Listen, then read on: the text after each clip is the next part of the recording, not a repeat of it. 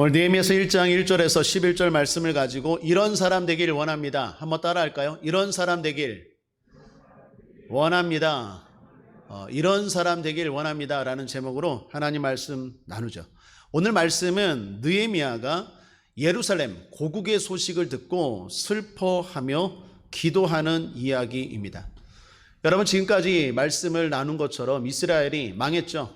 바벨론에 의해서 망했죠. 지도자들은 다 바벨론 포로로 끌려가고 성전은 무너지고 성벽은 회파되었습니다. 불타버렸습니다. 그런 상황에서 느헤미야가 지금 고국의 소식을 듣게 됩니다. 이 고국의 소식을 듣게 될 때의 상황은 바벨론이 무너지고 바사라는 제국이 새로 등장해서 이스라엘을 속국으로 다스렸죠. 바사 제국은 포로 나라에 대해서 정책을 좀 바꿨죠. 돌아가도 된다. 원하면 너희 나라로 돌아가라. 그래서 1차, 2차에 걸쳐서 이스라엘 사람들이 자기 고국에 돌아가죠. 1차 귀환을 이끌었던 사람이 수룹바벨이고 2차 귀환을 이끌었던 사람이 에스라입니다. 1차 귀환 때 돌아갔던 사람이 5만 명이고 2차 귀환 때 돌아갔던 사람이 약 5천 명이에요. 1차 귀환과 2차 귀환 사이에는 약 80년의 갭이 있습니다. 그러니까 80년 뒤에 에스라가 2차 귀환을 이끌었죠. 1차 귀환 수룹바벨이 이끌어서 간 사람들 약 5만 명의 사람들이 제일 먼저 한 게 뭡니까? 무너진 성전부터 재건했죠. 왜요? 하나님을 떠났기 때문에 망했다는 것을 뼈저리게 깨달은 거죠. 바벨론이 강해서 망한 게 아니라 하나님을 떠나서 죄 때문에 망했다라는 것을 깨달았기 때문에 어떻게 해요? 무너진 성전부터 다시 재건합니다. 그런데 여러 가지 방해가 있었죠. 우여곡절이 있었습니다. 특별히 이방 사람들, 그곳에 바벨론 포로로 끌려간 동안 이스라엘 땅은 빈 땅이 아니었죠. 이방 사람들이 와서 살았고 또 여러 민족이 복합적으로 살았는데 그들이 방해했죠. 성전 다시 재건하는 걸. 그런 상황에서 지금 느헤미야가 고국에 대한 소식을 들은 거예요. 자, 이해하십니까? 그 소식은 어떤 소식일까요? 슬픈 소식입니다. 3절을 보겠습니다. 함께 읽어보죠. 시작. 저희가 내게 이르되 사로잡힘을 면하고 남은 자가 그 도에서 큰 환난을 만나고 능욕을 받으며 예루살렘 성은 회파되고 성문들은 소화되었다 하는지라 라고 말합니다. 2절에 보면 나의 형제 한 형제 중 하나니가 라고 말합니다. 느헤미야의 동생이었어요. 하나니가 고국을 갔다 와서 고국의 소식을 전합니다. 지금처럼 뭐 인터넷이나 전화가 있는 것도 아니고 SNS가 발달한 것도 아니고 사람이 가서 거기에 상황을 전해준 거죠. 느헤미야의 동생 하나니가 고국을 갔다 와서 하는 말이 지금 고국 상황이 말이 아니라는 거예요. 그때 느헤미야가 바사 제국에 있었는데 신분이 왕의 술관원이었습니다. 1장 12절 끝에 보면 그때 내가 왕의 술관원이 되었습니다. 술관원이 뭡니까? 왕이 술 먹기 전에 먼저 먹어보는 사람이에요. 이거 별거 아닌 사람이 아닙니다. 대단히 중요한 사람이에요. 뿐만 아니라 왕이 신뢰할 만한 신임을 받는 사람입니다. 그러니까 높은 사람이에요. 권력 있는 사람입니다. 인정받는 사람입니다. 오늘날로 말하면 대통령 비서실장 뭐 그런 사람이 바로 느헤미야였어요. 느헤미야가 동생을 통해서 고국의 소식을 들었습니다.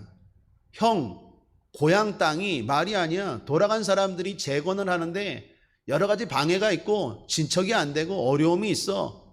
그 소식을 들은 거예요. 자, 그때 반응이 좀 놀라워요. 느헤미야가 어떻게 반응합니까? 4절 함께 읽죠.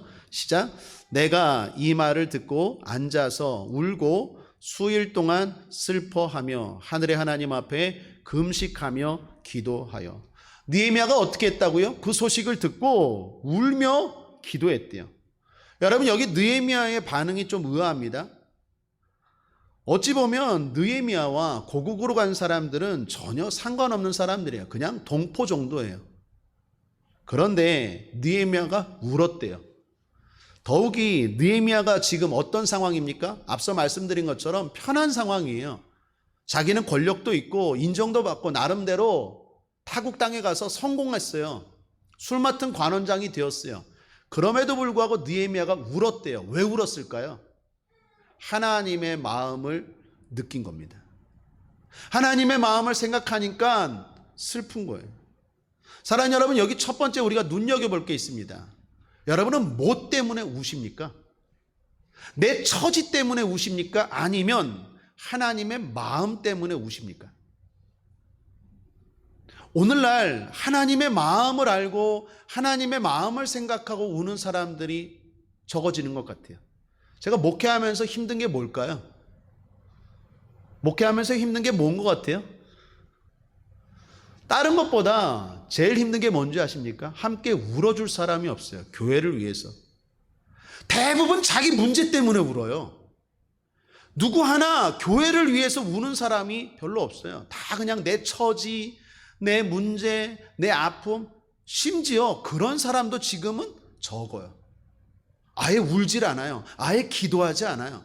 아예 하나님 앞에 이 문제를 가지고 매달리지 않아요. 그냥 살아요. 그냥 해봐요. 갈 때까지 해봐요. 울질 않아요. 여기 우리가 첫 번째 느헤미야를 통해서 우리가 바라는 사람, 주님이 꿈꾸는 사람, 첫 번째 모습이 있습니다. 우는 사람 됩시다. 눈물로 기도하는 사람 되길 바랍니다. 눈물이 메마르지 않길 바랍니다. 특별히 더 나아가 무엇 때문에? 하나님 마음 때문에. 내 삶은 전혀 울 일이 없어요. 편해요. 먹고 마시는데 전혀 지장이 없어요. 그런데 하나님 마음을 생각하니까 슬퍼요. 하나님 백성들 생각하니까 슬퍼요. 그런 사람이 귀한 사람이고 그런 사람이 복된 사람인 줄 믿습니다. 하나님이 지금도 그러한 사람 찾으시는 줄 믿습니다. 저와 여러분 그런 사람 되기를 주님의 이름으로 축원합니다. 느헤미야가 울며 기도했습니다. 그리고 그가 기도한 내용이 5절부터 11절까지 나옵니다. 그는 먼저 백성들의 죄를 회개하며 기도합니다. 그리고 용서해 달라고, 긍휼을 베풀어 달라고 하나님께 기도합니다. 그렇게 간절히 나라를 위해서 기도했습니다. 하나님의 마음을 가지고 기도했어요. 그리고 끝으로 이렇게 말합니다. 11절을 보십시오. 함께 읽죠. 시작. 주여 구하오니 귀를 기울이사 종의 기도와 주의 이름을 경외하기를 기뻐하는 종들의 기도를 들으시고 오늘날 종으로 형통하여 이 사람 앞에서 은혜를 입게 하옵소서 하였나니 그때 내가 왕의 술관원이 되었었느니라. 여기 잘 보시면 형통이라는 말이 나와요. 오늘날 종으로 형통하여 이 사람 앞에서 은혜를 입게 하옵소서. 여러분 여기서 이 사람은 누굴까요? 바로 1절에 나오는 바사 제국의 왕 아닥사스다 왕입니다. 아닥사스다 왕 앞에서 은혜를 입게 하옵소서라고 말합니다. 그 말이 무슨 말일까요? 그 왕으로 하여금 자신을 고국으로 보내게 해달라라는 거예요. 왕의 술 맡은 관원장이잖아요. 왕이 보내줘야 가는 거 아니겠어요? 왕이 보내주지 않으면 못 가는 거잖아요. 그러니까 느헤미야가 하나님께 기도하는 거예요. 하나님 아버지, 저 아닥사스다 왕의 마음을 감동시키셔서 나로 하여금 고국으로 갈 수 있도록 형통케 하여 주옵소서라고 말합니다. 여러분 여기 중요한 게 있어요. 고국은 편한 곳입니까? 어려운 곳입니까? 어려운 곳이에요. 고국은 높은 곳입니까? 낮은 곳입니까? 낮은 곳이죠. 고생길이에요. 지금 느헤미야는 편하다니까요. 나라만 이방 나라지 오히려 고국보다도 더 화려한 바벨론이라는 나라, 뭐 오늘날로 말하면 우리나라 사람이 미국 가서 성공한 거예요. 미국의 대통령 비서실장하고 있는 거예요. 그런데 그 편하고 높은 자리에서 고국으로 오게 해달라고 기도하는데 그걸 뭐라고 표현합니까? 형통이라고 표현해요. 여러분 일반적인 사람들이 생각하면 이거 이상한 거 아닙니까? 형통이 뭡니까? 낮은 데서 높은 곳으로 가는 게 형통 아니에요? 험한 자리에서 편한 자리로 가는 게 형통 아니에요? 그런데 오늘 느헤미야는 반대로 말하고 있어요. 이게 형통이래요. 근데 사실 이게 진짜 형통 아닙니까? 세상의 자리 얼마나 합니까? 언젠가는 내려와야 될 자리잖아요. 그러나 하나님의 일, 하나님의 그것 감당하면 하나님이 영원토록 책임져 주시지 않습니까? 그게 형통 아니겠어요? 여러분, 예수님은 형통하셨습니까? 불통하셨습니까? 모르겠습니까? 다시 한번 질문할게요. 예수님은 형통한 사람입니까? 불행한 사람입니까? 형통한 사람이잖아요. 우리 다 알잖아요. 근데 그 삶은 어때요? 고생길이었잖아요. 근데 하나님이 지극히 그를 높였잖아요. 그게 결과적으로 보면 형통이었어요. 오늘 우리가 추구해야 될 길이 있습니다. 예수님이 걸어간 길이. 그 길이 어떤 길입니까? 영광스러운 낮아짐을 추구하는 사람, 추구하는 길입니다. 영광스러운 낮아짐이, 거룩한 낮아짐이, 지혜로운 낮아짐이. 사랑하는 여러분, 이런 걸 추구할 줄 아는 저와 여러분 되길 바랍니다. 진정으로 형통합시다. 진정으로 형통의 길을 걸어갈 줄 아는 저와 여러분 되기를 주님의 이름으로 축원합니다. 끝으로 하나 더. 결국 느헤미야는 이스라엘로 가게 됩니다. 바벨론 포로 3차 귀환을 느헤미야가 이끌어요. 바벨론 포로로 끌려갔다가 이스라엘 백성들이 허락받고 이제 돌아오기 시작하는데 1차 귀환을 이끌었던 사람이 스룹바벨이라 그랬어요. 2차 귀환은 에스라, 3차 귀환은 느헤미야가 이끌고 오게 됩니다. 많은 사람들이 오게 돼요. 자, 그런데 여기 한번 생각해 봅시다. 느헤미야가 고국으로 가게 된 직접적인 원인이 뭡니까? 먼저 갔던 에스라와 이스라엘 백성들이 방해를 받았기 때문이에요. 최선을 다해서 성전을 짓고 하나님 말씀대로 최선을 다해서 살려고 노력했는데 방해를 받아서 그게 지체가 되고 어려워졌어요. 그게 원인이 되어서 느헤미야가 오히려 그 소식을 듣고 3차 귀환을 하게 되더라라는 거예요. 자, 에스라와 이스라엘 백성들은 그거 알았을까요? 몰랐을까요? 느헤미야가 올 걸 알았을까요? 몰랐을까요? 몰랐죠. 만약에 알았다면 어떻게 됐을까요? 절망하지 말아야죠. 여러분, 오늘 여기 세 번째 우리가 주목할 내용이 있습니다. 최선을 다하고 절망하지 않게 되길 바랍니다. 내가 최선을 다했다면 하나님이 오히려 그 문제를, 그 어려움을 계기가 돼서 더 좋은 길로 이끄는 원인으로 사용하더라는 거예요. 에스라와 이스라엘 백성들 최선을 다했어요. 그런데 방해를 받아요. 재건이 안 돼요. 절망할 필요 없어요. 하나님은 지금 이 일을 통해서 오히려 느헤미야와 많은 사람들을 보내려고 하고 있어요. 여러분이 최선을 다하는데 마음대로 안 됩니까? 안 될 거예요. 뭐 그게 마음대로 뜻대로 되면은 뭐 주님 의지하겠습니까? 우리 인생이 마음대로 안 될 거예요. 그런데 중요한 건 믿음으로 살고 최선을 다했다면 절망하지 않게 되길 바랍니다. 왜요? 하나님이 그 안 되는 것도 합력하여 선으로 이끌어 주실 줄 믿습니다. 플립사이드라는 책이 있습니다. 저자가 아담 잭슨이라는 사람인데, 플립사이드라는 말이 레코드판의 뒷면이라는 뜻입니다. 그러니까 속뜻은 사물이나 사람, 현상의 이면이라는 뜻이에요. 여러분, 왜 책 제목을 이렇게 잡았을까요? 아담 잭슨이라는 사람이 이 성공한 사람들을 조사해 봤어요. 그랬더니 성공한 사람들에는 성공한 이면이 있는데 그 이면은 뭔가 좌절의 순간이 오히려 소중한 기회가 되더라는 거예요. 많은 사람들도 어려움 당하고 힘든 일 당하고 좌절할 순간이 있잖아요. 그런데 그러한 것들이 오히려 소중한 기회가 되어서 역전이 되더라는 거예요. 그러면서 예를 들어서 책에 이런 사례를 소개합니다. 그 사이먼 퍼첼이라는 사람이 나오는데 이 자전거를 타다가 사고가 났어요. 그래서 이빨, 치아를 다치게 됩니다. 이빨을 다쳤어요. 그러니까 안 좋은 거잖아요. 그래서 임플란트 시술을 받아야 되는데 시술 비용이 2만 달러가 넘는 거예요. 얼마나 비쌉니까? 2만 달러면 지금 우리로 뭐 2천만 원이 넘죠? 영국, 유럽 달러니까 조금 모르겠네. 하여튼 비싸요. 그래서 퍼첼의 아내가 남편에게 이렇게 말합니다. 여보, 우리 헝가리 가서 이빨 합시다. 왜요? 헝가리가 쌌기 때문에.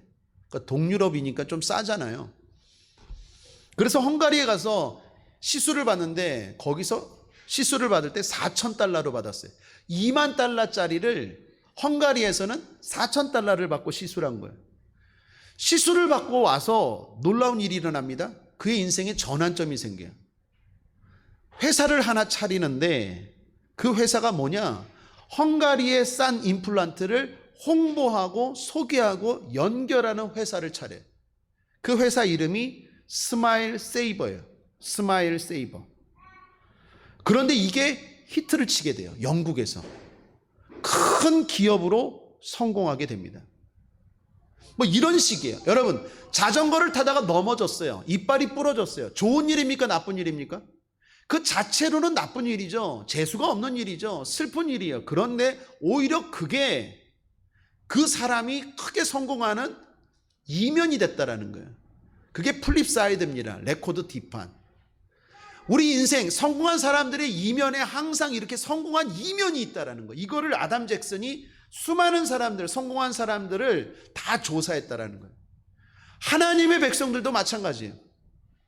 하나님의 백성들이 꼭 기억해야 되는 것은 믿음으로 살면서 절대로 낭망하면 안 돼요. 믿음으로 살면서 절대로 절망하면 안 돼요. 내 원하는 대로 되면요, 그것밖에 안 돼요. 오히려 내 뜻대로 안 되기 때문에 역사가 나타나고 기적이 일어나는 거예요. 아멘이십니까? 아멘도 안 하시네. 아멘이십니까? 여러분, 모세가 최선을 다했는데 홍해바다 만났다니까요.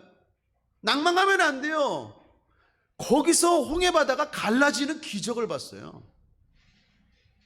수많은 사람들이 들판에서 열심히 말씀을 듣고 예배드렸는데 먹을 게 없어요. 낭망하면 안 돼요. 거기서 오병이어 기적을 하나님이 베푸시는 걸 경험하게 돼요.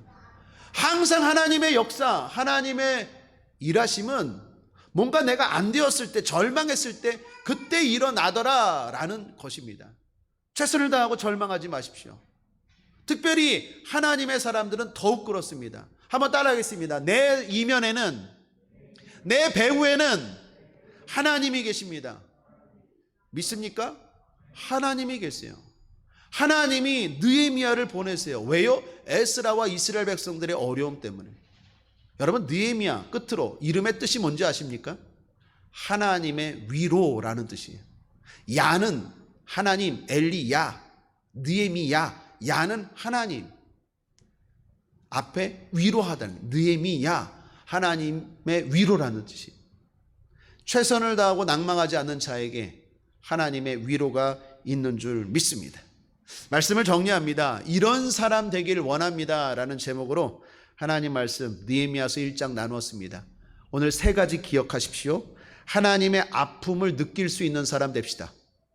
영광스러운 낮아짐을 추구할 줄 아는 사람 됩시다. 그리고 끝으로 최선을 다하고 절망하지 않는 사람 됩시다. 그러한 사람이 복된 사람, 진정으로 성공한 사람인 줄 믿습니다. 저 여러분 그렇게 살아가기를 주님의 이름으로 축원합니다. 기도하겠습니다. 하나님 아버지 감사합니다. 오늘도 우리를 사랑하시고 축복하시니 감사합니다. 하나님이 원하는 사람, 복된 사람, 지혜로운 사람, 믿음의 사람 될 수 있도록 주님 역사하시고 함께하여 주시옵소서. 감사드리며 예수님의 이름으로 축복하고 기도했습니다. 아멘.